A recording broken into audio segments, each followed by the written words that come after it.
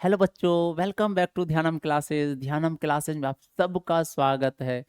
कैसे हो आप लोग? आशा करता हूँ आप लोग बहुत ही अच्छे होंगे, मस्त होंगे, स्वस्थ होंगे। माता रानी की कृपा आप सब पर भर भर के बनी रहे। जी हाँ दोस्तों, आज मैं आप लोगों के लिए क्लास 10th के क्रैश कोर्स की शुरुआत करने जा रहा हूँ। यह क्रैश कोर्स जो है आप लोगों का 2.5 से 3 महीने की होने वाली है।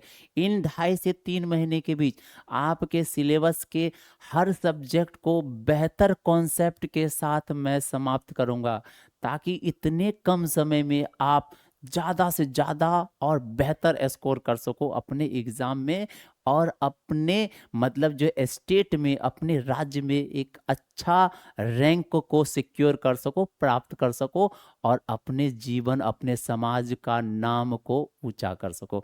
जी हाँ दोस्तों, आज के इस सीरीज में मैं सबसे पहला आपके सिलेबस का एक भाग पढ़ाने जा रहा हूँ जिसका नाम है सोशल साइंस। सबसे पहला इसकी शुरुआत करने से पहले मैं अपना परिचय दे दूं। मेरा नाम है रवि रंजन और आप देख रहे हैं ध्यानम क्लासेस ऑनलाइन। तो चलिए, आज की लेक्चर की हम शुरुआत करने जा रहे हैं। और इस लेक्चर में मैं सबसे पहला आपका ज्योग्राफी का पार्ट 2 पढ़ाने जा रहा हूं, जिसका नाम है डिजास्टर मैनेजमेंट। हिंदी में कहा जाता है आपदा प्रबंधन। लेकिन आपदा प्रबंधन को पढ़ने से पहले अपने लोगों को एक नज़र सिलेबस देखना पड़ेगा। जब तक हम लोग सिलेबस नहीं देखेंगे तो हम अपने लोगों को आइडिया नहीं आएगा कि कितने मार्क कहाँ से एग्जाम में पूछे जाते हैं। किसी भी एग्जाम को बेहतर करने के लिए केवल पढ़ाई ही जरूरत नहीं है, उसके साथ साथ आपको षड्यंत्र बनाना पड़ेगा। बिना षड्यंत्र के आप कभी अच्छे से सफल नहीं हो पाओगे, सफलताएं आपसे दूर चली जाएगी। तो इसलिए सबसे पहले हमें षड्यंत्र बनाना होता है। षड्यंत्र बनाने से पहले सामने वाले के बारे में हमें ज़्यादा से ज़्यादा जानकारी प्राप्त करनी होती है। तो चलिए, सबसे पहला हम सोशल साइंस की जानकारी लेते हैं। किस टॉपिक से कितने क्वेश्चन पूछे जाते हैं, कितने क्वेश्चन पूछे गए हैं, और मतलब जो है उसके अनुसार से हम ताकि एग्जाम के लिए मेहनत कर सके। जहाँ से ज़्यादा मार्क्स पूछे जाते हैं उस पर ज़्यादा मेहनत करने की ज़रूरत है, और जहाँ कम मार्क पूछे जाते हैं उस पर हम अगर थोड़ा कम मेहनत भी करेंगे तो कोई दिक्कत वाली बात नहीं। तो चलिए, आज हम देखते हैं कि हमारे सोशल साइंस में क्या क्या, मतलब क्या क्या, कौन कौन से टॉपिक हैं और कितने कितने मार्क वहाँ से पूछे जाते हैं। सबसे पहला, सोशल साइंस में जो है हमारे बोर्ड एग्जाम में, बिहार बोर्ड के एग्जाम में 80 मार्क के मतलब जो क्वेश्चन पूछे जाते हैं। ये 80 जो मार्क पूछे जाते हैं, मतलब दो भागों में पूछे जाते हैं, एक सब्जेक्टिव और दूसरा ऑब्जेक्टिव। जो हमारा ऑब्जेक्टिव क्वेश्चन है, वस्तुनिष्ठ प्रश्न है, वो 40 मार्क के पूछे जाते हैं। और जो हमारा मतलब जो है, मतलब दीर्घ उत्तरीय प्रश्न है, सब्जेक्टिव जो मतलब क्वेश्चन है, वो भी 40 मार्क के पूछे जाते हैं। ठीक है। अब ये ऑब्जेक्टिव की सबसे पहले हम बात करेंगे, फिर बाद में हम सब्जेक्टिव क्वेश्चन पे आएंगे। जो ऑब्जेक्टिव क्वेश्चन पूछे जाते हैं 40 मार्क के, ये 40 मार्क में मतलब टोटल 80 क्वेश्चन पूछे जाते हैं। टोटल नंबर ऑफ क्वेश्चन मतलब जो है, total number of question is 80। मतलब 80 मार्क के, सॉरी 80 क्वेश्चन टोटल पूछे जाते हैं, जिनमें से हमें 40 क्वेश्चन का ही आंसर करना है, और प्रत्येक क्वेश्चन का मार्क जो है 1 है। तो इस तरह से 40 × 1 आप कीजिएगा तो टोटल 40 मार्क्स हैं। और ये जो 40 क्वेश्चन पूछे जाते हैं, ये लगभग लगभग आपके सोशल साइंस के सभी भागों से बराबर बराबर पूछे जाते हैं।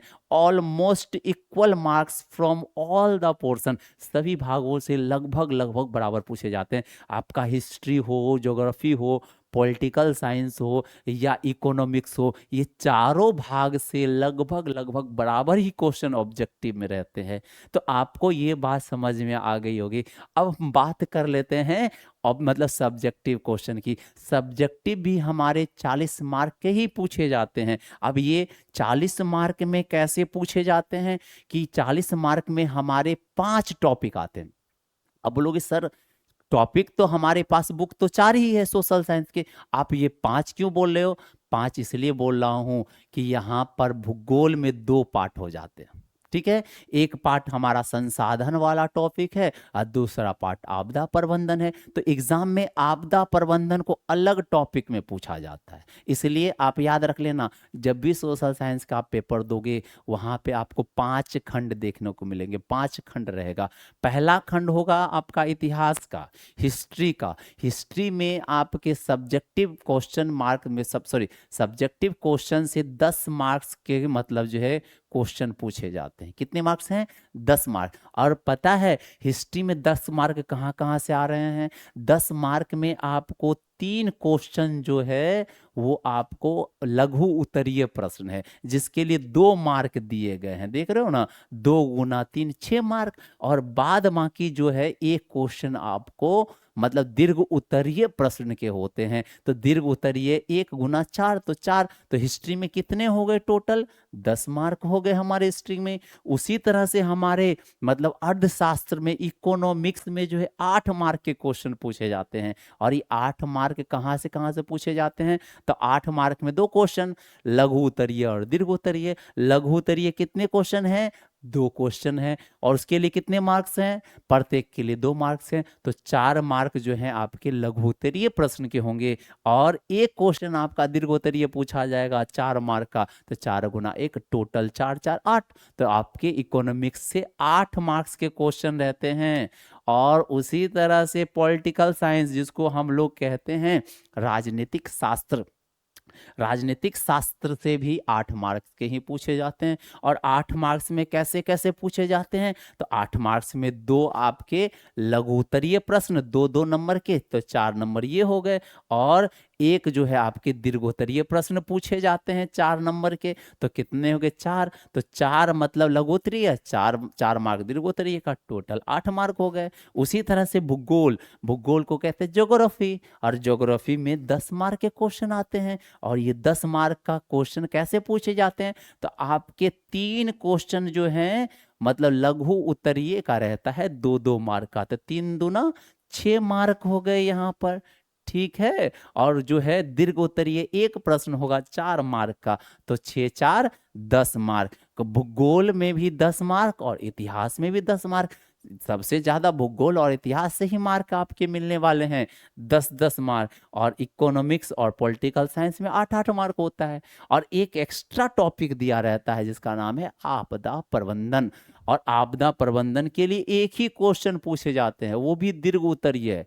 लघु उत्तरीय आपदा प्रबंधन में नहीं आता है, वह दीर्घ उत्तरीय 4 मार्क के आते हैं। और 4 mark 10 mark 8 mark 8 mark 10 mark, आप कुल योग करोगे तो आपके 40 मार्क हो जाते हैं। तो आपको समझ में आया किस तरह से हमारे एग्जाम में सोशल साइंस के क्वेश्चन आते हैं? तो इस तरह से 40 मार्क सब्जेक्टिव, 40 मार्क ऑब्जेक्टिव, और इस तरह से 80 मार्क हमारे कंप्लीट हो जाते हैं। तो आपको ज़्यादा मेहनत करना है हमारे इतिहास वाले टॉपिक पे, हमारे ज्योग्राफी वाले टॉपिक पे। तो चलिए आज सबसे पहला हम शुरुआत करेंगे जियोग्राफी के पार्ट 2, जिसका नाम है डिजास्टर मैनेजमेंट। क्लियर है? अगर आप लोग इसका स्क्रीनशॉट लेना चाहते हैं तो जल्दी से आप स्क्रीनशॉट ले लेंगे, ठीक है? ठीक है, आप लोग स्क्रीनशॉट ले लिए। चलिए आज की लेक्चर की हम शुरुआत करने जा रहे हैं। सबसे पहला टॉपिक है डिजास्टर मैनेजमेंट। तो डिजास्टर मतलब ज्योग्राफी हम लोग स्टार्ट करने जा रहे हैं। और ज्योग्राफी में जो है हमारा सिलेबस को 2 भागों में बांटा गया है। एक भाग का नाम है पार्ट मतलब ए, जिसको कहते हैं खंड क, और दूसरा है पार्ट बी, खंड ख। पार्ट ए में जो है हमारे टॉपिक आते हैं संसाधन एवं उपयोग। पार्ट फर्स्ट में क्या है बच्चों? संसाधन एवं उसके उपयोग। और इसके अंतर्गत जो है हमारे 6 चैप्टर आते हैं। और इस चैप्टर को हमारे रूपम सर आप लोगों को पढ़ाएंगे। आप पूछोगे सर मतलब जो है रूपम सर कब पढ़ाएंगे? तो बहुत ही जल्दी रूपम सर आपका ये पार्ट 1 को लेके आएंगे। पार्ट मतलब जो खंड क की शुरुआत करने जा रहे हैं। आप बिल्कुल चिंता ना करो इसके लिए, ठीक है? सारा चिंता मुंह से दे दो, मैं देखूंगा इसको, ठीक ना? और पार्ट 2 में जो है ज्योग्राफी का है वो है हमारा आपदा प्रबंधन। यहाँ लिखा हुआ है पार्ट 2 आपदा प्रबंधन है। और आपदा प्रबंधन के तहत भी हमारे 6 टॉपिक आते हैं। कौन कौन से आते हैं? सबसे पहला ये समझना पड़ेगा कि आपदा क्या है। आपदा एक परिचय, फर्स्ट यूनिट फर्स्ट में, खंड ख के यूनिट फर्स्ट का पहला जो टॉपिक है वो है आपदा प्रबंधन एक परिचय। इसमें समझेंगे आपदा क्या होती है और आपदा कैसे उत्पन्न होती है, आपदा के क्या कितने प्रकार हैं, आपदा के क्या क्या नुकसान है, उससे बचने के क्या क्या उपाय हैं। ये सारा जानकारी हमें यूनिट 1 से ही तो मिलने जा रहा है। समझ में आ रहा है ना बात? और उसी तरह से दूसरा इकाई है यूनिट 2, और यूनिट 2 के अंतर्गत मतलब जो हमारा चैप्टर का नाम है, टॉपिक का नाम है आप प्राकृतिक आपदा प्रबंधन, बाढ़ और सुखाड़। याद रख लेना, ये प्राकृतिक आपदा प्रबंधन का मतलब ये होता है कि जब आपदा आ जाती है तो आपदा को हम लोग तो रोक तो नहीं सकते हैं, वो तो ऑटोमेटिक मतलब जो वो तो आना मतलब आएगा तो उसको हमारे नियंत्रण आपके नियंत्रण से बाहर होता है, जिस पर मानव का कोई नियंत्रण नहीं है।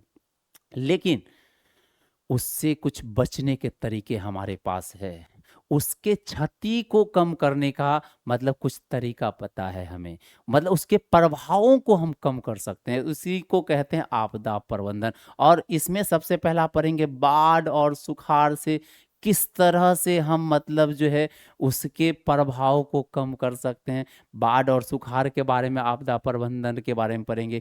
फिर इकाई थर्ड में पढ़ेंगे भूकंप और सुनामी से कैसे आपदा प्रबंधन किया जाता है।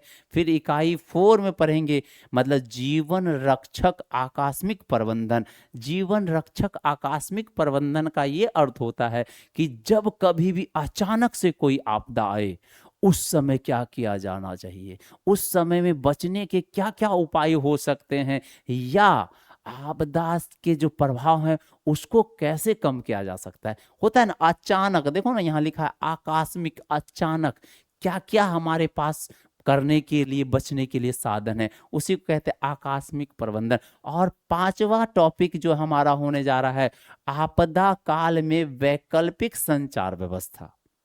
इसका ये मतलब होता है जब कभी भी कोई भी आपदा आती है तो सबसे पहला हमारा संचार व्यवस्था ही ठप हो जाता है। संचार व्यवस्था का ये अर्थ होता है संदेश को एक स्थान से दूसरे स्थान पहुंचाना। आप लोग हम लोग देखते हैं बाढ़ आती है, सुनामी आती है, बाढ़ में सबसे पहला मतलब जो हमारा टावर जो होता है, जो हम लोग टेलीफोन से, फोन से, मोबाइल फोन से जो बातचीत करते हैं वो टावर के माध्यम ही तो संदेश भेजा जाता है। तो बाढ़ आने से मतलब इलेक्ट्रिसिटी ठप हो जाती है, टावर का सिग्नल जाना आना बंद हो जाता है, टावर स्टेशन डूबने लगते हैं। तो मतलब क्या होता है संदेश को एक जगह से दूसरे जगह भेजना बहुत मुश्किल हो जाता है। और जब आपदा के समय में मतलब सूचना का आदान प्रदान नहीं होगा तो सहायता नहीं पहुंचेगी, हमारे लोग फंसे होंगे उससे बातचीत नहीं हो पाएगी। जरा सोच के देखो कोई अपना लोग फंसा हुआ है और उससे कांटेक्ट ना हो जाए तो घर वाले कितने परेशान होते हैं। तो उस समय में हमारे पास मतलब जो है उसके लिए संचार के लिए क्या विकल्प है, क्या एक्स्ट्रा कोई विकल्प है, उसी के बारे में पढ़ने हैं वैकल्पिक संचार व्यवस्था में। और लास्ट का जो छठवां टॉपिक है आपदा और सह अस्तित्व के बारे में पढ़ेंगे। तो आपको समझ में आ गया आपने लोग क्या क्या पढ़ना है। ज्योग्राफी का पार्ट 2 की शुरुआत हम लोग आज करने जा रहे हैं, ठीक है। तो चलिए जो है हम लोग जो है पार्ट 2 में मतलब जो पार्ट 2 की शुरुआत करने जा रहे हैं। पार्ट 2 में जो पहला टॉपिक है आपदा प्रबंधन, और आपदा प्रबंधन के अंतर्गत जो है पहला यूनिट है, पहला इकाई है प्राकृतिक आपदा एक परिचय। मतलब आपदा के बारे में अपने लोगों को परिचय लेना है, इंट्रोडक्शन लेना है कि आपदा क्या होता है। सबसे पहला सवाल जेन्युइन सवाल है कि सर आपदा होता क्या है। आपदा बच्चों पता है, आपदा मानव निर्मित हो सकता है या प्राकृतिक हो सकता है। आपदा का कारण क्या है, प्राकृतिक कारण हो सकते हैं या मानव निर्मित क्रियाओं से उत्पन्न हो सकता है। तो आपदा का इंग्लिश है डिजास्टर, और इसका डेफिनेशन दिया गया है आपदा प्राकृतिक मतलब प्रकृति के द्वारा या मानव निर्मित कारणों के परिणाम हैं। चाहे प्रकृति का परिणाम है या मानव निर्मित मतलब क्रियाओं का परिणाम है, जो सामान्य जीवन में अचानक व्यवधान उत्पन्न कर देता है, जो हमारा जीवन चल रहा होता है उस जीवन को अस्त व्यस्त कर देता है, उसको डिस्टर्ब कर देता है, उसको काफी क्षति पहुंचाता है, और उसी को कहा जाता है अचानक व्यवधान उत्पन्न कर देता है, और जिससे जन जीवन और संपत्ति बुरी तरह से प्रभावित होते हैं। हम लोग देखते तो हैं कि जब कभी आपदा आया, मतलब तब जाके क्या हुआ, लोग का मतलब जो है घर टूट जाते हैं, मतलब लोगों को मतलब जो है वो बेघर हो जाते हैं, बेघर हो जा रहा है, मतलब उसके लोगों की मृत्यु हो जा रही है, मतलब बहुत सारे जीव जंतु मर जा रहे हैं, बहुत सारा धन की संपत्ति होती है, घर मतलब टूट जाते हैं, घर डूब जाते हैं। ये सब आपदा के ही तो कारण होता है। समझ में आ रहा है ना बात? तो क्या कहा गया आपदा के बारे में? आपदा प्राकृतिक या मानव निर्मित कारणों का परिणाम है। डेफिनेशन आपसे एग्जाम में पूछा जाएगा, आपदा क्या है, तो बताना आपदा प्राकृतिक या मानव निर्मित कारणों का परिणाम है, जो मतलब सामान्य जीवन में अचानक व्यवधान उत्पन्न करती है, जिससे जन जीवन संपत्ति बुरी तरीका से प्रभावित होती है। और आपदा के उदाहरण क्या क्या हो सकते हैं? बाढ़ का आना आपदा का उदाहरण है, भूकंप का आना आपदा का उदाहरण है, सुनामी का आना आपदा का उदाहरण है, मतलब ज्वालामुखी का फट जाना आपदा का उदाहरण है, कोई बड़ा दुर्घटना हो जाना आपदा का उदाहरण है, आग का लग जाना आपदा का उदाहरण है, आतंकवादी का किसी क्षेत्र में हमला हो जाना, बम धमाका हो जाना आपदा है, अगर परमाणु मिसाइल किसी क्षेत्र में किसी देश पे फेंक दिया जाए, वहां भी उस देश में आपदा जैसी स्थिति आ जाती है, आपदा है वो। बात समझ में आ गया ना? तो आपदा के हम कई सारे उदाहरण लिख सकते हैं। अब कहा जाता है आपदा एक अवांछनीय घटना है, एक ऐसी घटना है जो हम नहीं चाहते। अवांछनीय, अवांछनीय मतलब जो हम नहीं चाहते हैं, मतलब कोई अन्य ताकत चाहता होगा लेकिन हम आप नहीं चाहते हैं कोई कि हमारे आपके यहाँ आपदा आए। तो आपदा अवांछनीय घटना है जो बिना चेतावनी के प्रकट होते हैं, जो काफी हद तक मानव नियंत्रण से बाहर होता है। क्या कहा इसने कि मानव नियंत्रण से बाहर है? क्या हम लोग बाढ़ रोक सकते हैं? क्या नहीं ना रोक सकते हैं। क्या मतलब जो भूकंप आने को हम लोग रोक सकते हैं? क्या बिल्कुल नहीं रोक सकते हैं, मानव नियंत्रण से बाहर होता है। हाँ, लेकिन इसके जो दुष्परिणाम होंगे उसको कम कर सकते हैं हम लोग, उसको क्या कर सकते हैं? कम कर सकते हैं। तो आई थिंक आपको समझ में आया होगा आपदा होता क्या। आप पूछोगे सर आपदा कितने प्रकार के होते हैं, उसका वर्गीकरण कैसे किया गया? तो आपदा का उत्पत्ति के आधार पर वर्गीकरण दो तरीका से होता है। कितने तरीका से होता है? तो दो तरीका से। तो टॉपिक है आपदा का वर्गीकरण, classification of disaster management, sorry classification of disaster, मतलब आपदा का वर्गीकरण उत्पत्ति के आधार पर। याद रख लेना किसके आधार पर हो रहा है? उत्पत्ति के आधार पर। आपदा को कितने वर्गों में बांटा गया है? दो वर्गों में बांटा गया है।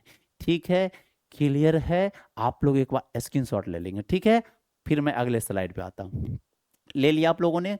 बहुत अच्छा। आप लोग जो है नोट्स बनाते हुए चलेंगे, ठीक ना, ताकि आप एग्जाम के समय में कम समय में रिवीजन कर सके। अब कहा जाता है जो आपदा है उत्पत्ति के आधार पर दो तरह का होता है।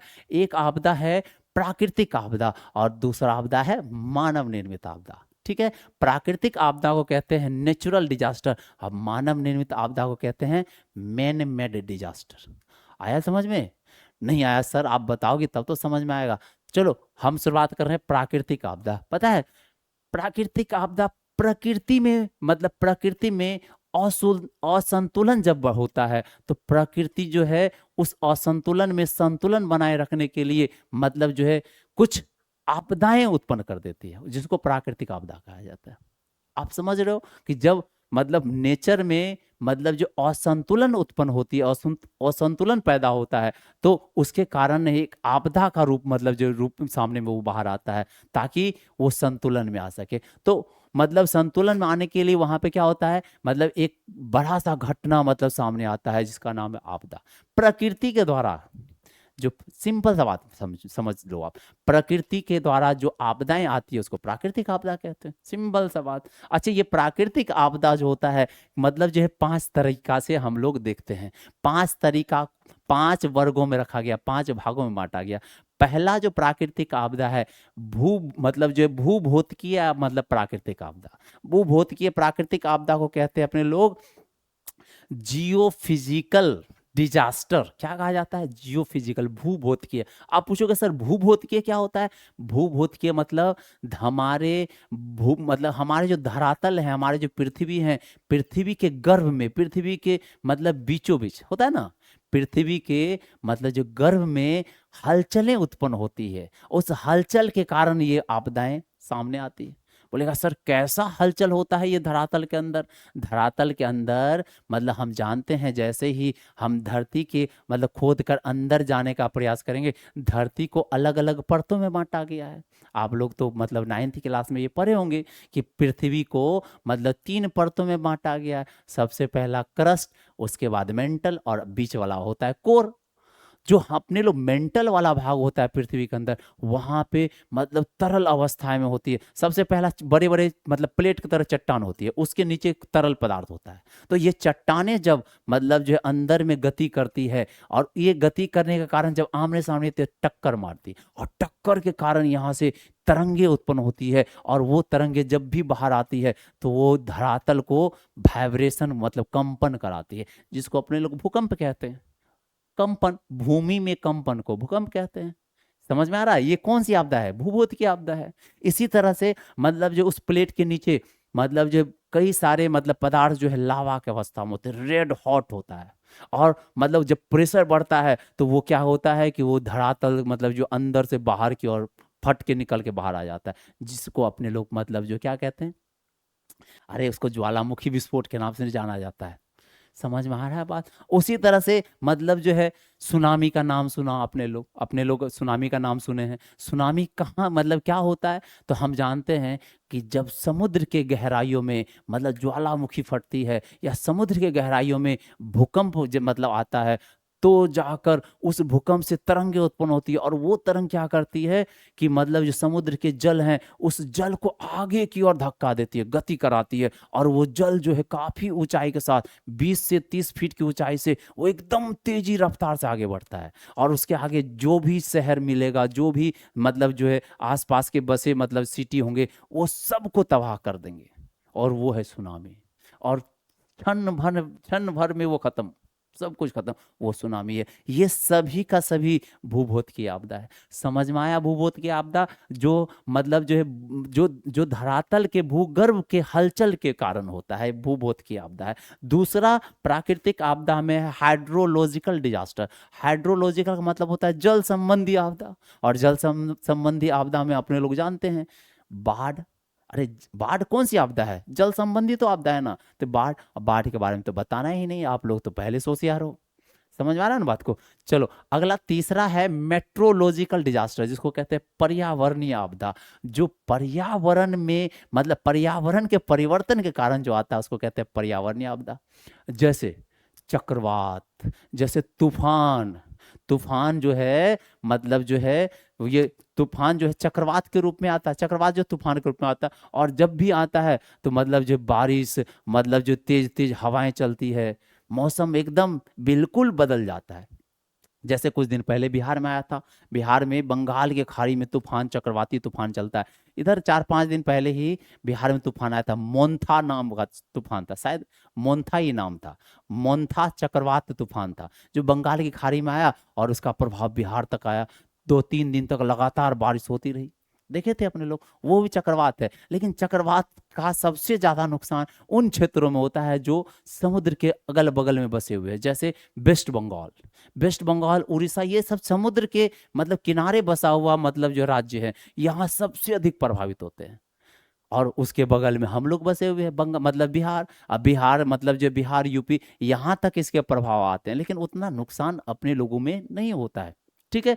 तो अगला मतलब जो है अपने लोग को समझ में आ गया पर्यावरणीय आपदा क्या है। अगला चौथा नंबर में मतलब प्राकृतिक आपदा में है जलवायु आपदा। जब जलवायु में परिवर्तन होता है, उसको जलवायु आपदा कहा जाता है। इंग्लिश में कहा जाता है क्लाइमेटोलॉजिकल मतलब डिजास्टर कहा जाता है, जलवायु आपदा। जैसे आप लोग मतलब सुने होंगे कि जैसे गर्मी का मतलब समय आया और गर्मी के समय में मतलब अचानक टेम्परेचर बढ़ जाता है, लू चलने लगती है, और जो हम लोग बाहर रोड पर जब चलते हैं दोपहर के समय में, तो मतलब बच्चे लोग गिर गिर कर बेहोश हो जाते हैं। सुना है कि नहीं? ये क्यों होता है? ये लू के चलने के कारण होता है। और ये लू मतलब जो है जब भी पड़ता है उस क्षेत्र में सभी लोग बीमार पड़ना शुरू हो जाते हैं, और बहुत सारे मतलब जो बच्चे होते हैं उनकी मृत्यु भी हो जाती है। ये जो आपदा के रूप में आती है, इसी को कहते हैं कि लू चलना। अपने लोग लोकल नाम से लू चलने के नाम से जाना जाता है, लेकिन इसको कहते हैं इंग्लिश में कहा जाता है हॉट वेव, मतलब गर्म लहरें। जो गर्म लहरें चलती है, जो मतलब जो है लू चलता है। और वो लू के समय में तो देख ही रहे कि क्या स्थिति होती है। प्रशासन मतलब जो बच्चे को सबसे पहला स्कूल बंद करवा देता है कि नहीं, स्कूल की छुट्टी होगी। मतलब क्यों, बच्चे अगर निकलेंगे लू से बीमार हो जाएंगे, बच्चे मर जाएंगे, तो उसका जिम्मेदार मतलब जो है सरकार पे लोग देना शुरू कर देते हैं। सरकार कुछ व्यवस्था नहीं किया, ऐसे नहीं किया, वैसे ही नहीं किया। अपने लोग का कुछ भी होता है बराज तो सरकार पे ही निकालना है अपने लोगों को। तो ये आदत है हम लोगों में। तो चलिए, आपको समझ में आ गया होगा कि हीट वेव्स मतलब जो है क्या होता है, ये पर्यावरणीय आपदा है। उसी तरह ठंडी के मौसम में कभी कभी अचानक बहुत ज़्यादा ठंडी पड़ने लगती है, तेज तेज सर्द हवाएं चलने लगती है, उसको कहते हैं कोल्ड वेव।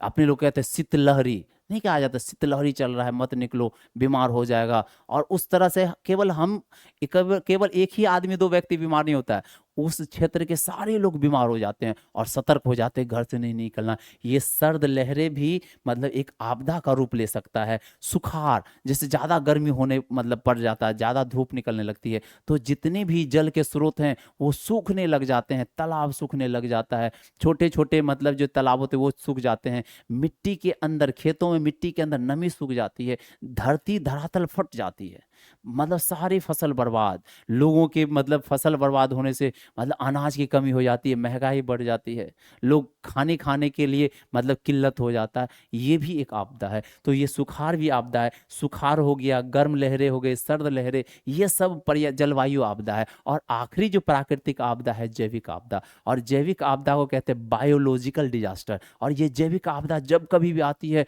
ये महामारी के रूप में आती है, ये बीमारी के रूप में आती है, जो एक क्षेत्र से उत्पन्न होकर पूरे दुनिया में, पूरे क्षेत्र में मतलब फैल जाती है। वो मतलब आपदा महामारी है, और लाखों करोड़ों लोगों को मार मार मतलब अपने चपेट में ले लेती है, और लाखों करोड़ों लोग इसमें मतलब जो है मृत हो जाते हैं, मर जाते हैं। जैसे अपने लोग देखे हुए थे 2020-21 में, 19-20-21 में मतलब जो है एक बीमारी महामारी के रूप में हम लोगों के सामने आया था, जिसका नाम था कोविड-19। मतलब आप लोग जानते हैं ना कि उसको कहते थे कोरोना के नाम से अपने लोग जानते हैं। और उस समय में अपने लोग मतलब जो घर में कहीं निकलना नहीं होता था, मतलब सारे जगह को मतलब जो है सरकार ने बंद करा दिया। क्यों? क्योंकि मतलब एक जगह से दूसरी जगह लोग नहीं जा सके, ताकि बीमारी को ज़्यादा से मतलब बीमारी को फैलने से रोका जाए, उस पर नियंत्रण काबू किया जाए। इसलिए सरकार ने मतलब जो है संचार व्यवस्था मतलब परिवहन व्यवस्था को ठप, संचार व्यवस्था नहीं, परिवहन व्यवस्था को ठप कर दिया था। क्यों? क्योंकि मतलब अगर एक लोग दूसरे दूसरे जगह जाएंगे तो बीमारी और अधिक फैलेगी, और अधिक फैलेगी तो मृत्यु और अधिक होगा, उस पर नियंत्रण करना और मुश्किल हो जाएगा। तो सरकार ने बंद कर दिए थे। अपने लोग बैठकर टीवी में रोज न्यूज़ देखते थे कि वहाँ पे इतने आदमी मारे गए, वहाँ इतने आदमी मारे गए, चीन में इतना आदमी मर रहा है, अमेरिका में ये हो रहा है, मतलब जो है ब्रिटेन में ये हो रहा है, भारत में इतने लोग मारे जा रहे हैं। देखे थे कि नहीं देखे थे? ये क्या था? इस महामारी में मतलब उन सभी व्यक्तियों की सबसे पहले मृत्यु हुई जिनका इम्यून सिस्टम कमजोर था, जिसकी प्रतिरक्षा तंत्र कमजोर थी।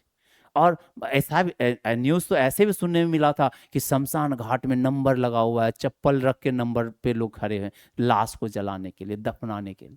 जरा सोचो, ये कितनी बड़ी मतलब आपदा थी। केवल भारत के सामने में नहीं, दुनिया के सभी देशों में ये मतलब बहुत बड़ा एक समस्या के रूप में आया था। समझ में आया ना? तो ये है हमारी प्राकृतिक आपदा। प्राकृतिक आपदा कितने तरह का है? सबसे पहला है भूभौतिकीय, जल संबंधी और पर्यावरणीय, जलवायु आपदा। और लास्ट में कौन सा है? पांचवा में है हमारा मतलब जैविक आपदा। ये प्राकृतिक आपदा है। तो आपको प्राकृतिक आपदा अच्छे से समझ में आया होगा। अब हम बात करते हैं मानव निर्मित आपदा, जिसको कहते हैं मैन मेड डिजास्टर। क्या कहा जाता है? मैन मेड डिजास्टर, मानव निर्मित आपदा। ऐसी आपदा जो मानव के गतिविधि के कारण उत्पन्न होती है।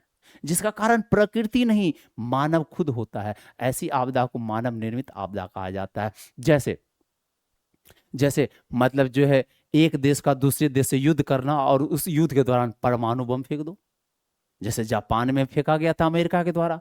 वहां पे मतलब जो है, जितने भी मतलब हिरोशिमा नागासाकी के आसपास जितने भी रहने वाले लोग थे, कई मतलब वर्षों तक वहां जन्म लेने वाला बच्चा अपंग पैदा ले रहा था। क्यों? क्योंकि वहां पे विकिरण फैल चुकी थी, और वो विकिरण के कारण उस बच्चे के अंदर, लोगों के अंदर, जीवों के अंदर कोशिका म्यूटेंट हो गई थी, उत्परिवर्तित हो गई थी, डीएनए में परिवर्तन आ गया था, जिसके वजह से बीमारी के सहित बच्चा जन्म लेते थे।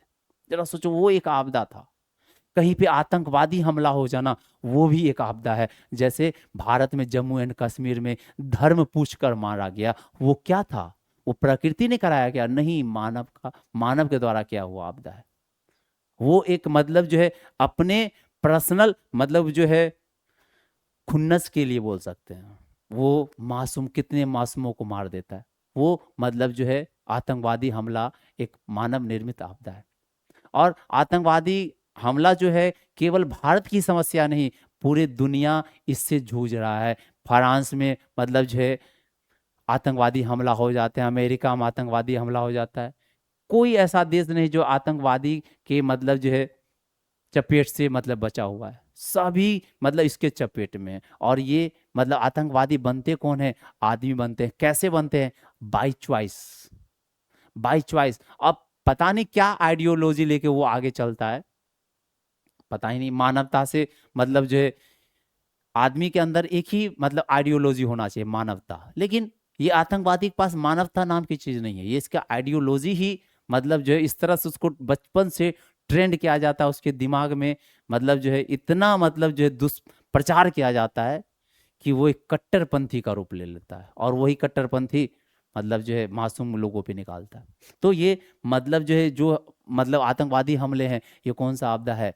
ये मानव निर्मित आपदा है। उसी तरह से जहरीले पदार्थों का फैलाना। जब कभी हम फैक्ट्री लगाते हैं, तो उस फैक्ट्री से बहुत सारे केमिकल निकलते हैं, और वो केमिकल हमारे नदियों को में, हमारे तालाबों में, या हमारे मतलब धरातल भूमि में मतलब छोड़ दिए जाते हैं, जिसकी वजह से वो हमारे मिट्टी को, हमारे जल को प्रदूषित कर देता है। और वही प्रदूषण के वजह से वो केमिकल हमारे आपके शरीर में आते हैं, और बीमारी का कारण होता है, महामारी का कारण होता है।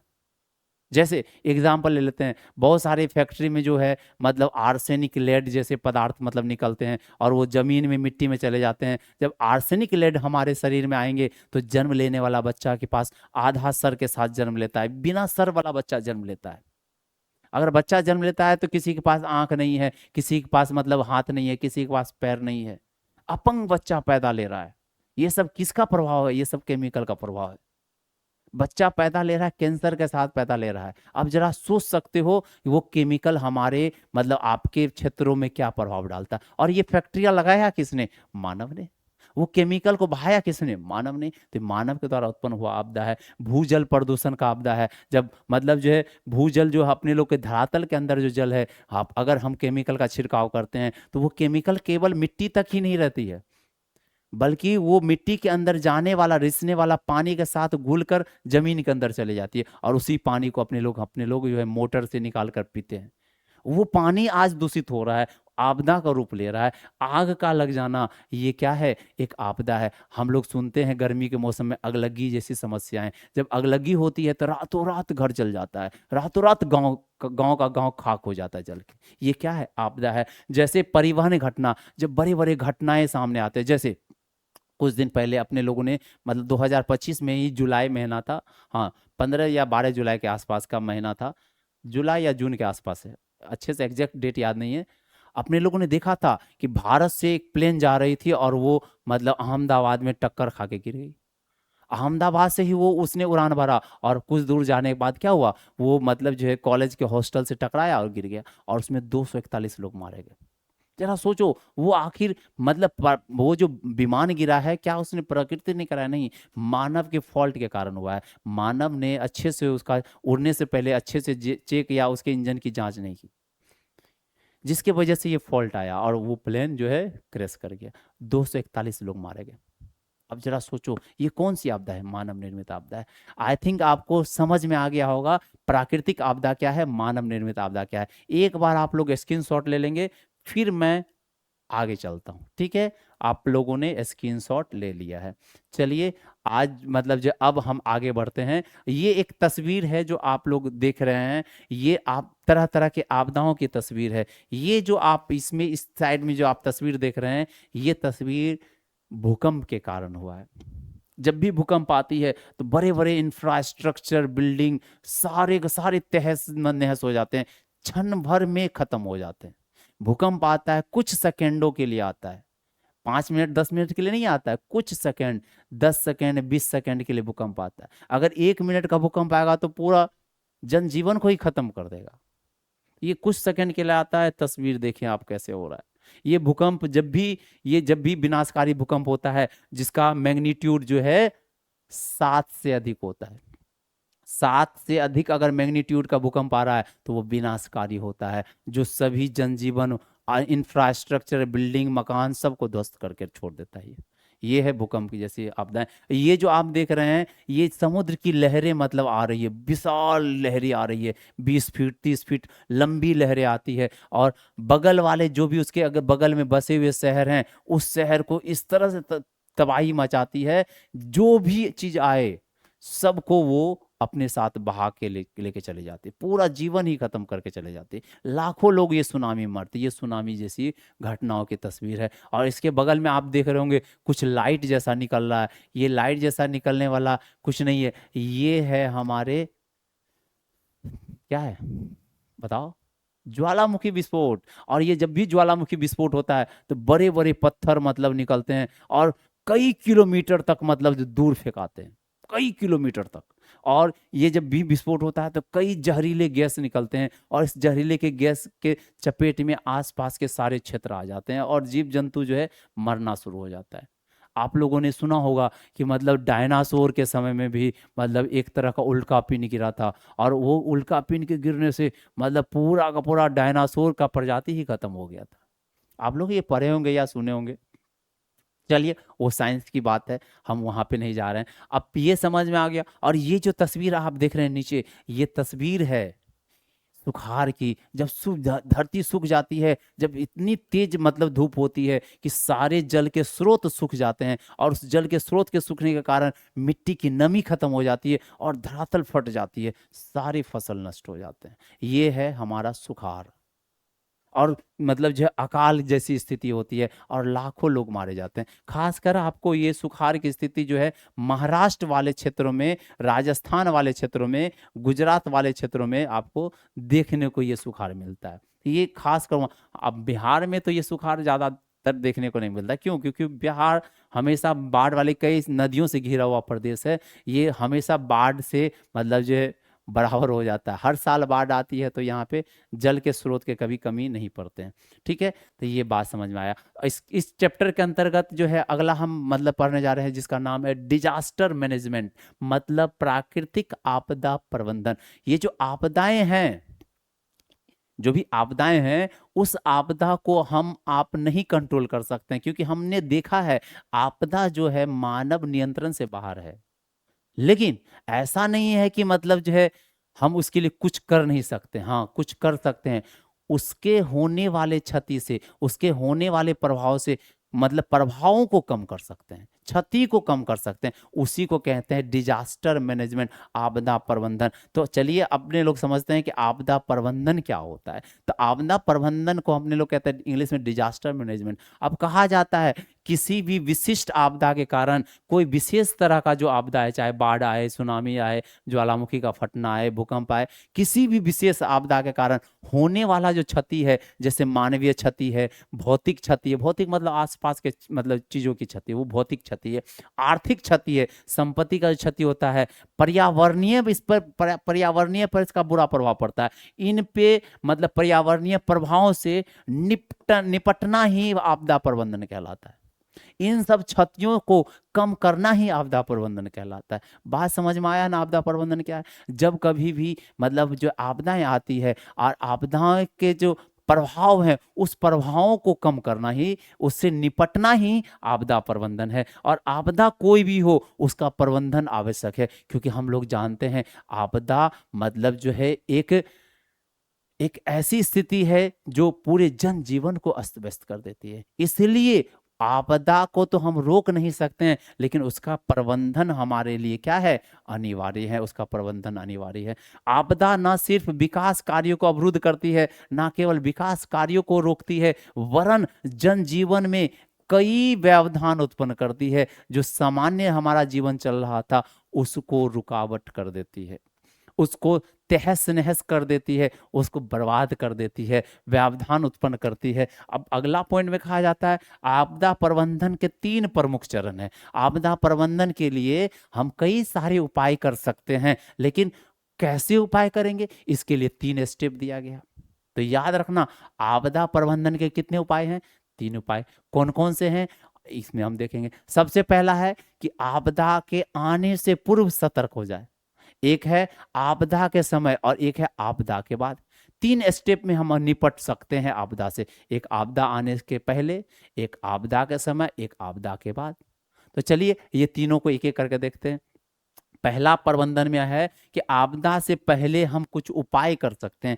अगर कोई भी मतलब घटना ही घटने वाली है, अगर हमें पता है, तो उसके लिए हमें सतर्क होने की जरूरत है, ताकि मतलब उस आपदा में होने वाले नुकसान को कम किया जा सके। जैसे एक एग्जांपल ले लेते हैं, जैसे बिहार के मतलब बिहार के उत्तरी जो प्रदेश हैं, उत्तरी जो क्षेत्र है, उत्तरी बिहार, वो हम जानते हैं कि उत्तरी बिहार में कोसी नदी मतलब जो है एक आपदा के रूप में हर साल आती है। हर साल वो बाढ़ के रूप में आती है और कई सारे जनजीवन को अस्त व्यस्त करके चले जाती है। लेकिन हम लोगों को अब आदत सी हो गई है मतलब जो है उससे निपटने का। वहां के लोगों को उससे निपटने का आदत है। उसे पता है कि आपदा के आने से पहले हमें क्या क्या करना है, हमें घर कहाँ बनाना है, हमें नदियों से बांधों से कितनी दूर पे हमें घर बनानी होगी, और वो घर कैसी बनानी होगी, और आपदा अगर बाढ़ आ जाए तो उस समय हम कहाँ जाएंगे, वो सब उसको पता है। इसलिए उससे उसको कम नुकसान होता है। ऐसा नहीं कि नुकसान नहीं होता है, नुकसान तो होता ही होता है, लेकिन कम नुकसान होते हैं। कम नुकसान होता है, जनजीवन उतना मतलब प्रभावित मतलब जन जीवन उतना खतरे में नहीं होता है। पहले हमको सतर्क होना पड़ेगा। तो वो कहा जाता है आपदा से पहले हम लोग क्या कर लेते हैं, उसका कर लेते हैं। कहा जाता है आपदा आने से पहले खतरों को भांपना। आपदा आने से पहले सबसे पहले हमें खतरों को भांपना होगा, और खतरों के मतलब कारण होने वाले मानवीय, भौतिक और पर्यावरणीय क्षति को संभावना को कम करना होगा। वही बात तो है कि हम भापेंगे और उससे होने वाले क्षतियों को कम करने का प्रयास करेंगे। ये आपको समझ में आ गया होगा। आप एक बार जो है स्क्रीनशॉट ले लेंगे, फिर मैं आगे चलता हूँ। ठीक है, आप लोगों ने ले लिया है। चलिए अगला आप लोग चलते हैं। अब कहा जाता है यह सुनिश्चित करना कि आपदा आने पर हानियां न्यूनतम हो। हम लोग ये सुनिश्चित कर लेंगे, हम ये साधन को लागू कर लेंगे जिससे हमें नुकसान कम से कम हो। हम लोग जानते हैं कि जापान में आए दिन भूकंप आते ही रहती है और किस तरह से वहाँ तबाही मचाती है, लेकिन लोग जो है वो अब वहाँ मतलब सतर्क मतलब पहले से हो गए हैं। वो जो अब घर का निर्माण कर रहे हैं, ऐसे घर का निर्माण कर रहे हैं जो भूकंप रोधी है, जो भूकंप में मतलब जो है कम भूकंप में उसका नुकसान बिल्कुल नहीं होता है, या मतलब जो है ज़्यादा भूकंप आता है तो मतलब उसमें उसके नुकसान जो होने के चांसेस है वो बहुत हद तक घट जाती है। तो वो कहा जाता है हानियों को न्यूनतम करने का हम लोग प्रयास करते हैं इसमें। ठीक है, अब दूसरा मतलब आपदा प्रबंधन के दूसरे चरण में कहा जाता है कि हम क्या करेंगे, आपदा के दौरान कुछ मतलब साधन को लागू करेंगे। जैसे आपदाएं जहाँ आ जाती है, आपदाएं जहाँ भी आएगी वहाँ के लोगों को अस्त व्यस्त करेगी, वो क्षति पहुँचाएगी। ठीक है, अब क्षति पहुँचाएगी तो अब हमें क्या करना है, हमें ये करना है कि जहाँ के लोग पीड़ित हैं, जहाँ वो आपदा में लोग फंसे हैं, उसकी मदद करना, उस तक आवश्यक वस्तुओं को पहुँचाना, जैसे उस तक भोजन पहुँचाना, उसको मतलब वहाँ पे टीम को भेजना ताकि फंसे हुए लोगों को बाहर ऊंचे स्थान तक निकाला जा सके, सुरक्षित स्थान तक ले लाया जा सके। और उस व्यक्ति में अगर कोई घायल है तो घायल के लिए प्राथमिक उपचार का व्यवस्था करना, उसके रहने का जगह का व्यवस्था करना, उसके लिए भोजन पानी का व्यवस्था करना। ये सब कब के उपाय हैं, ये जब आपदा आ जाती है तब। देखिए, आपदा का आना ना आना हमारे आपके ऊपर निर्भर नहीं कर रहा है, वो प्राकृतिक कारणों से हो रहा है, वो अचानक हो जा रहा है। तो उसके भी लिए हम लोग रेडी होना पड़ेगा, और उस समय में जो फंसे हुए लोग हैं उसकी मदद करनी होगी। तो वही कहा जाता है, आपदा के दौरान, आपदा के समय पीड़ितों की आवश्यकताओं का प्रबंधन करना, जो उसको मतलब उस समय पीड़ित व्यक्तियों की जरूरत है उसको हम पूरा करेंगे, उस तक दवाई पहुंचाएंगे, उस तक भोजन पहुंचाएंगे, उसको आश्रय स्थान दे देंगे, ताकि उसकी पीड़ा कम हो सके और क्षति न्यूनतम हो सके। क्या होता है कि जब कभी जो व्यक्ति आपदा में फंसे होते हैं, तो अगर सरकार या लोग, आसपास के लोग उसको मदद नहीं करेंगे, तो लोगों के अंदर एक खुन्नस होती है, गुस्सा होता है, और दुख बहुत ज्यादा होता है कि हमारी कोई मदद नहीं कर रहा है। और उस समय में अगर लोग मदद करते हैं, सरकार मदद लेके पहुंचती है, तो वो लोगों का जो दुख है, उस दुख को तो कम नहीं कर सकते हैं, लेकिन उसे उसे मतलब दुख से हल्का महसूस होता है। बोलता नहीं, सरकार हमारे साथ है, लोग हमारे साथ है, लोगों ने हमारा बहुत अच्छा ख्याल रखा, तो उसको कम मतलब जो है नुकसान पहुंचता है। तो वही कहा जाता है पीड़ित, ताकि पीड़ा कम होगी और न्यून मतलब क्षति न्यूनतम हो जाएगा। और तीसरा चरण में हम क्या उपाय कर सकते हैं? आपदा के बाद हम कुछ उपाय कर सकते हैं। आपदा के बाद क्या उपाय कर सकते हैं? जो क्षति हो गई है, सरकार कोशिश करे कि उस क्षति को पुनर्बहाल करे। पुनर्बहाल मतलब जो जो बिल्डिंगें गिर गई है, रोड टूट गए हैं, हॉस्पिटल टूट गए हैं, स्कूल धंस गए हैं, तो उसका फिर से निर्माण करे, ताकि वहां का जीवन फिर से सामान्य हो जाए। वो है आपदा के बाद। तो वही कहा जाता है, आपदा के बाद तीव्र एवं टिकाऊ पुनर्बहाल करना। टिकाऊ पुनर्बहाल मतलब जो जो चीज बर्बाद हुई है उसका फिर से निर्माण कर देना, और वो तीव्र गति से करना होगा, ताकि लोग सामान्य जीवन को फिर से मतलब जीना शुरू कर दे। मतलब सामान्य पुनर्बहाल करना जिसमें पुनः संवेदनशील स्थिति ना उत्पन्न हो, मतलब जिसके कारण जो है लोगों की स्थिति मतलब जो बेकार ना हो, और वो अच्छे से वो अपना नॉर्मल जीवन में, लाइफ में मतलब आ सके, इसके लिए करना होता है। अब कहा जाता है कि मतलब जो भारत में वर्ष 2005 में आपदा प्रबंधन अधिनियम पारित किया गया। इससे पहले हमारे देश में आपदा से निपटने के लिए भारत सरकार के पास कोई विशेष विभाग नहीं था, लेकिन 2005 में एक कानून पारित किया गया जिसका नाम है 2005 आपदा प्रबंधन अधिनियम। ठीक है, और ये याद रख लेना, आप लोगों को ऑब्जेक्टिव में पूछ सकता है कि भारत में आपदा प्रबंधन अधिनियम कब पारित किया गया? 2005 में पारित किया गया। और पता है इसमें पारित किया गया, और राष्ट्र में और राज्य में जो है, मतलब देश में और राज्य में जो है, इसके लिए एक विभाग का निर्माण हुआ, जिसका नाम है, मतलब जिसमें राष्ट्रीय स्तर तथा राज्य मुख्यालय स्तर पर आपदा प्रबंधन की व्यवस्था की गई, मतलब उसमें विभाग का निर्माण किया गया। अब बोलोगे सर कौन कौन सा विभाग है जो आपदा के समय में हमारी हेल्प करता है, जो मतलब लोगों की मदद करता है? तो चलो इस बात को देखते हैं। सबसे पहला हम राष्ट्र स्तर पर देखेंगे, फिर राज्य स्तर पर देखेंगे, और फिर जिला स्तर पर देखेंगे, फिर पंचायत स्तर पर देखेंगे। सबसे पहला राष्ट्र स्तर पर जो काम करने वाला विभाग है, जिसका नाम है नोडल मंत्रालय, याद रख लेना, जिसको इंग्लिश में कहते हैं MHA, मतलब होम मिनिस्ट्री, मतलब जो है मिनिस्ट्री ऑफ होम अफेयर्स। जो मतलब जो है होम मिनिस्ट्री है, उसमें एक नोडल मंत्रालय होता है, जो हमारे आपदा के समय में लोगों की मदद करता है, वहां पर उसे आपदा से बाहर निकालने में मदद करता है। तो भारत सरकार के अंतर्गत ये काम करता है। कौन सा मंत्रालय है? नोडल मंत्रालय। और नोडल मंत्रालय का एक शीर्ष भाग है, एक इकाई है, जिसका नाम है NDMA। क्या नाम है? NDMA, national disaster management authority. इसका हिंदी हो जाता है राष्ट्रीय मतलब आपदा प्रबंधन विभाग होता है, प्रभाग होता है। समझ में आ रहा है? राष्ट्रीय आपदा प्रबंधन विभाग, NDMA। और NDMA के जो अध्यक्ष होते हैं बउआ, वो अध्यक्ष होते हैं हमारे प्राइम मिनिस्टर। याद रख लेना, हमारे प्राइम मिनिस्टर इसके क्या होते हैं?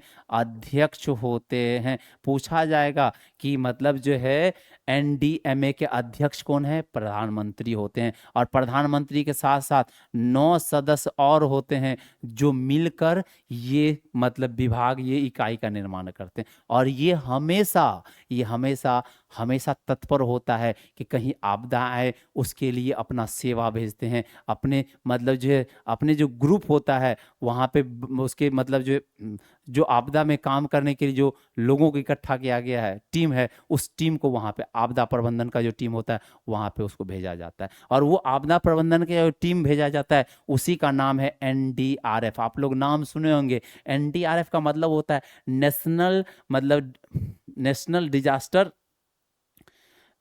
डिजास्टर रिस्पांस फोर्स, याद रखना, नेशनल डिजास्टर रिस्पांस फोर्स के नाम से जाना जाता है एनडीआरएफ। और पता है ये कब भेजा जाता है? जब कहीं पे किसी राज्य में किसी क्षेत्र में भयानक आपदा आ जाए, बहुत गंभीर आपदा आ जाए, उस गंभीर आपदा से जब राज्य सरकार निपटने में असक्षम होने लगती है तो राज्य सरकार केंद्र सरकार को सूचना देती है, सहायता मांगती है। और केंद्र सरकार क्या करती है? केंद्र सरकार मतलब अपना आपदा प्रबंधन का टीम को भेजता है और वो टीम है एनडीआरएफ। और आप लोग हम लोग मतलब ये अक्सर देखा करते हैं टीवी पर या मतलब आसपास के क्षेत्रों में जहाँ पे आपदाएं आती है, जैसे बाढ़ वाले क्षेत्रों में। बाढ़ वाले क्षेत्रों में जो क्षेत्र बाढ़ से डूब जाते हैं सब आम लोग भागना शुरू कर देते हैं। वहाँ पर मतलब जो है राज्य सरकार केंद्र सरकार के रिक्वेस्ट करके एनडीआरएफ का टीम को बुलाती है और वो एनडीआरएफ की जो टीम होते हैं वो टीम तुरंत आके वहाँ पे बाढ़ में डूब रहे लोगों को बाहर निकालता है, सुरक्षित स्थानों पे ले जाता है, उसके लिए उपचार की व्यवस्था करता है। ये सारा चीज़ एनडीआरएफ करता है। तो एनडीआरएफ किसके अधीन काम करता है? एनडीएमए के अधीन। और एनडीएमए का अध्यक्ष कौन है? प्रधानमंत्री। और इसमें कुल कितने सदस्य हैं? 9 सदस्य होते हैं। ठीक है, अध्यक्ष प्रधानमंत्री है। और एनडीएम किसकी इकाई है? तो भौवा वो इकाई है नोडल मंत्रालय। और नोडल मंत्रालय कहाँ पे वर्क कर रहा है? राष्ट्र स्तर पे वर्क कर रहा है। किसके लिए वर्क कर रहा है? तो सर ये वर्क कर रहा है आपदा प्रबंधन के लिए। कब बनाया गया है? 2005 में। समझ में आया बात को? कितना आसान है। अगर आप लोग एक नज़र से देखते चलोगे तो ये सब आपको याद होता हुआ चलेगा।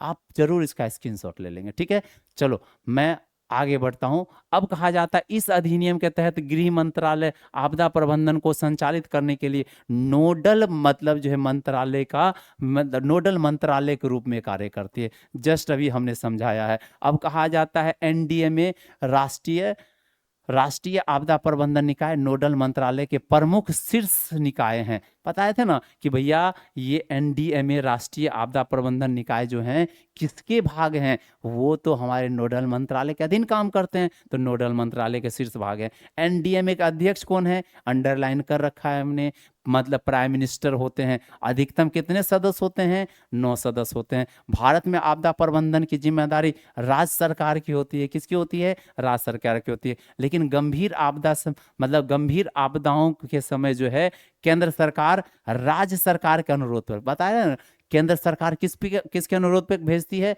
राज्य सरकार के अनुरोध पर एनडीआरएफ का टीम भेजती है। मतलब नेशनल डिजास्टर रिस्पांस फोर्स का जो है टीम को बुलाती है और वो वहां पे क्या करता है? लोगों को सहायता देता है, बाहर निकालता है। ठीक है, अब कहा जाता है एनडीआरएफ का गठन जो है आपदा प्रबंधन अधिनियम 2005 के धारा 44 के तहत हुआ है। और अभी तक हमारे देश में जो है एनडीआरएफ के 16 बटालियन है।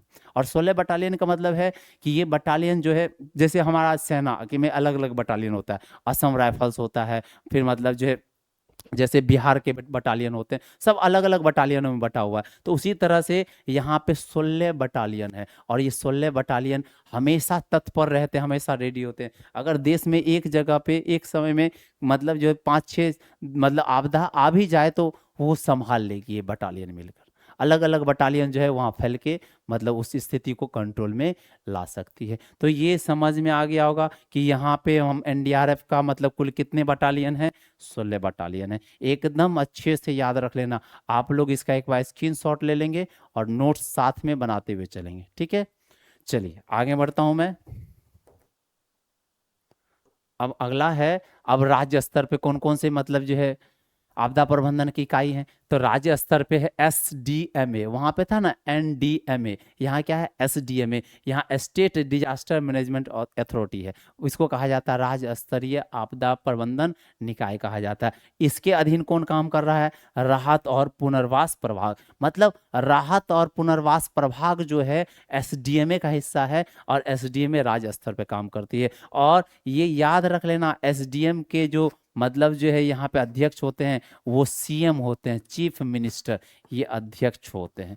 क्लियर है? यहाँ पे लिखा हुआ है एसडीएम एक राज्य सरकार की आपदा प्रबंधन विभाग है जिसके अध्यक्ष सीएम हैं।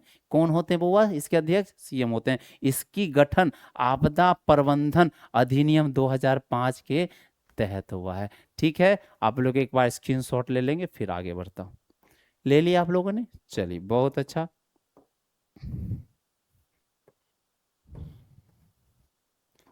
अब कहा जाता है राहत और पुनर्वास प्रभाग जो है आपदा प्रबंधन विभाग, एसडीएम आपदा प्रबंधन है, ये प्रबंधन विभाग एसडीएम का शीर्ष इकाई है जो आपदा के तुरंत बाद तात्कालिक सहायता जैसे भोजन, पानी, आश्रय, चिकित्सा ईटीसी प्रदान करती है। हम बताए थे ये क्यों जाती है, क्योंकि वहाँ पे बुआ मतलब वहाँ पे मतलब जो है लोग फंसे हुए जो लोग होते हैं, जो पीड़ित लोग होते हैं, उसको मतलब उसमें आश्रय के मतलब उसको निकाले, उसको आश्रय स्थान मतलब दिलाए, उसको भोजन दे, उसको पानी दे, उसको चिकित्सा उपलब्ध कराए, ये सब कामों के लिए ये काम करती है। इसी तरह से जिला स्तर पे काम कौन करता है? जिला स्तर पे डीडीएमए होता है, डिस्ट्रिक्ट डिजास्टर मैनेजमेंट अथॉरिटी होता है। इसके अध्यक्ष कौन होते हैं? चाहे उस जिला के मतलब जो डीएम होते हैं, डिस्ट्रिक्ट मजिस्ट्रेट होते हैं, वो हो सकते हैं, या जिला परिषद के चेयरमैन हो सकते हैं। ग्रामीण स्तर पे कौन काम करता है?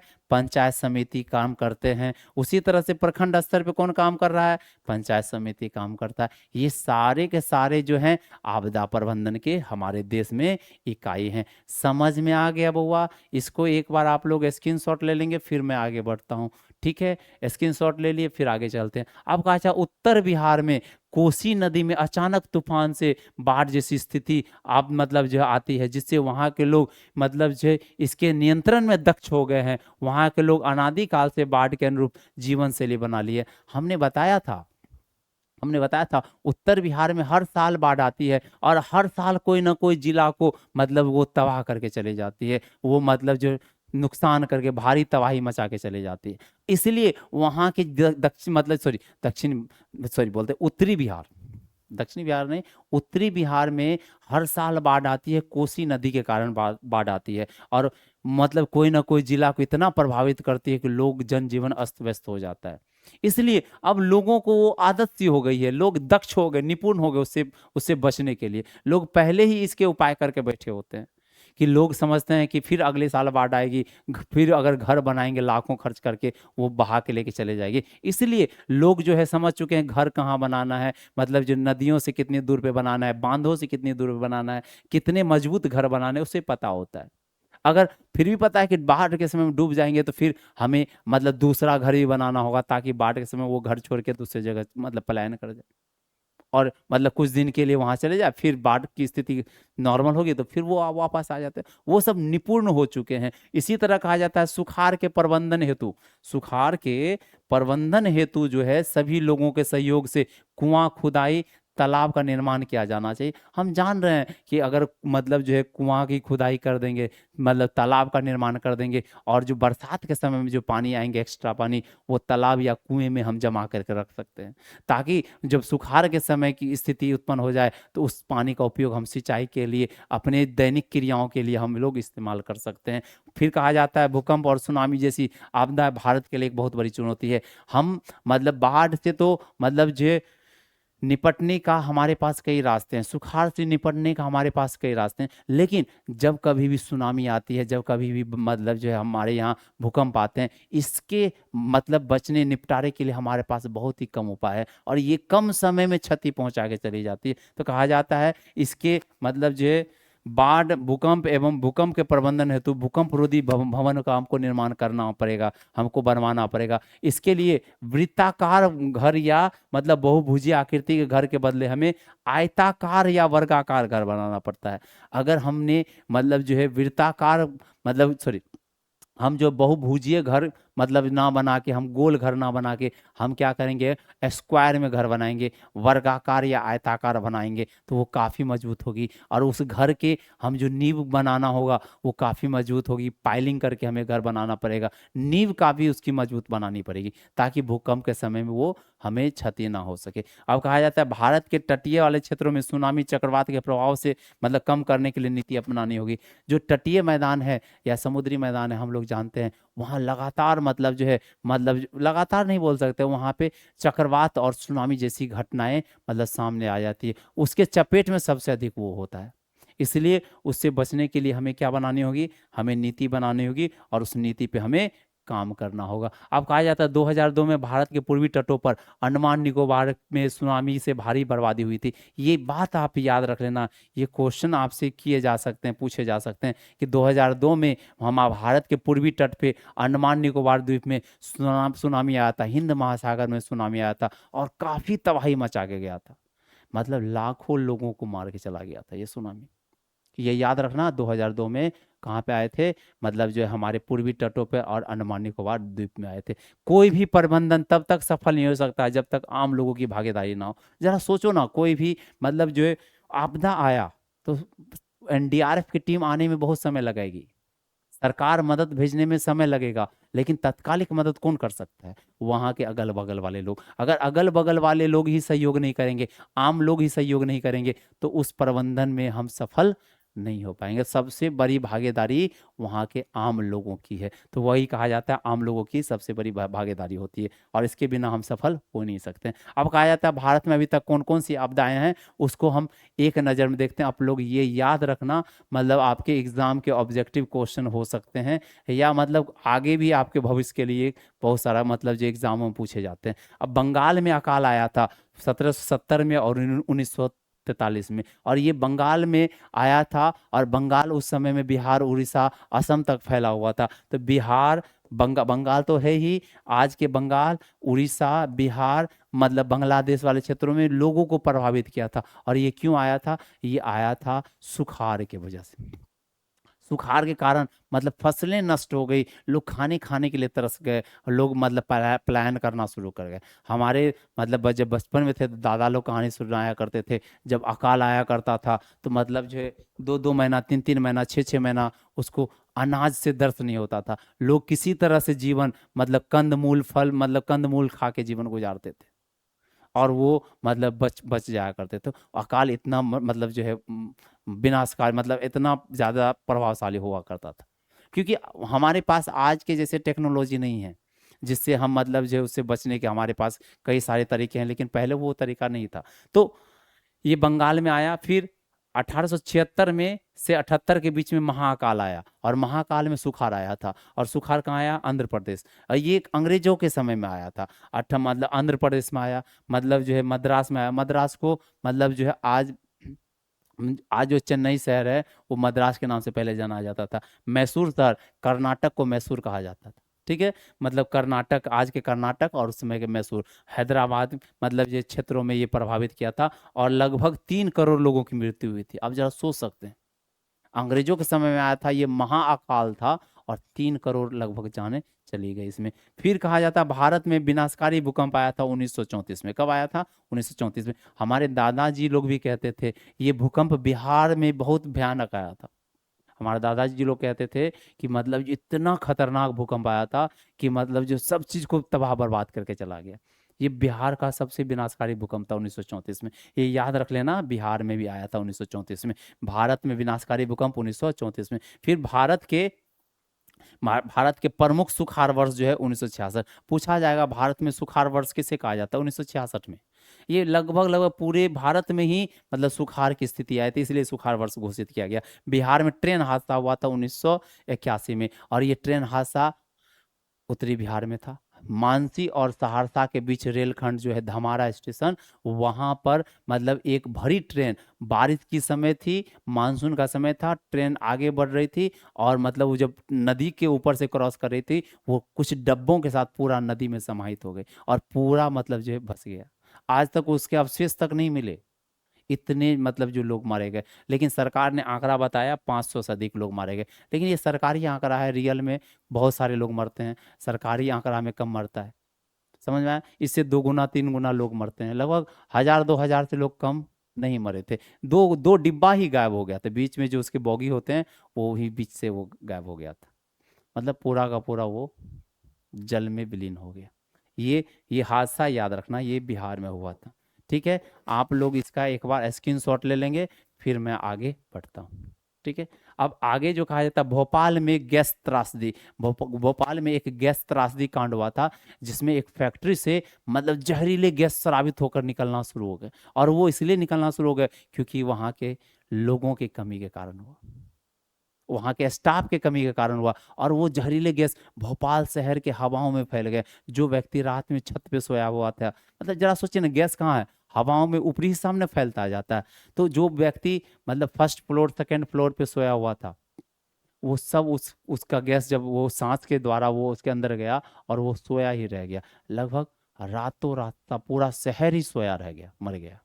जरा आप सोच के देखिए, वही व्यक्ति जिंदा रहा जो मतलब ग्राउंड फ्लोर पे था, क्योंकि हम जानते हैं ग्राउंड फ्लोर पे गैस नहीं आएगी, गैस तो ऊपर ही मतलब उड़ती हुई चले जाती है। तो ग्राउंड फ्लोर पे रहने वाला जो व्यक्ति था, वही गिने चुने व्यक्ति जीवित रहे, बाद बाकी सब खत्म। क्योंकि सारा व्यक्ति सोया, फिर जगा ही नहीं, इतना खतरनाक था। तो ये था भोपाल गैस त्रासदी के नाम से जाना जाता है। 1984 में आए थे, 10,000 से लोग अधिक मारे गए। अब जरा सोचो ना, एक शहर में अचानक 10,000 लोग मर गए, सोया तो फिर जगा नहीं, कैसी स्थिति होगी। ये एक आपदा था।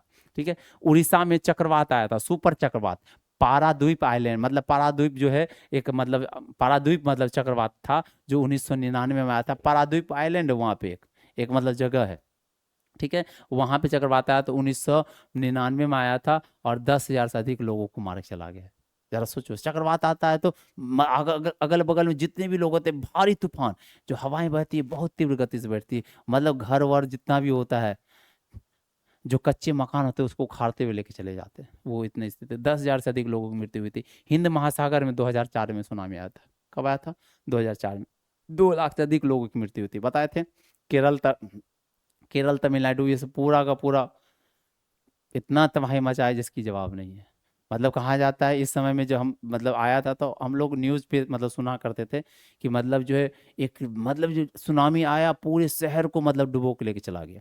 उसमें से एक व्यक्ति इतना लकी था कि मतलब वो सुनामी के समय में जब वो मतलब बह रहा था समुद्र पानी में, तो वो एक पेड़ को पकड़ लिया, और पेड़ पे ही मतलब जो है पकड़ के चढ़ गया। और कहा जाता है वो पेड़ भसा नहीं, और पता है 15 दिन तक उसी पेड़ पर लटका हुआ रहा। तब फिर मतलब जो है जो सरकार के द्वारा सहायता करने वाले टीम आए, लोगों ने देखा रहे कोई व्यक्ति लटक रहा है, तब उसे उतारा गया और बताया कि 15 दिन से वो लटक रहा है। अब जरा सोचो, कोई नहीं है 15 दिन, और चारों तरफ पानी ही पानी, और कोई नहीं है, और 15 दिन कैसे रहा होगा, इसकी कल्पना करो। तो वो है 2004 के मतलब सुनामी थी, हिंद महासागर में सुनामी के कारण आया था। फिर गुजरात में भूकंप आया था 2001 में, हम लोग भी छोटे छोटे थे उस समय में। 2001 में भूकंप आया था, और इतना खतरनाक भूकंप आया था कि सारा बिल्डिंग उल्डिंग, बड़े बड़े बिल्डिंग ध्वस्त हो गए। तो पूरे देश के मतलब अलग अलग क्षेत्रों से उसको मदद राशि के रूप में भेजा गया।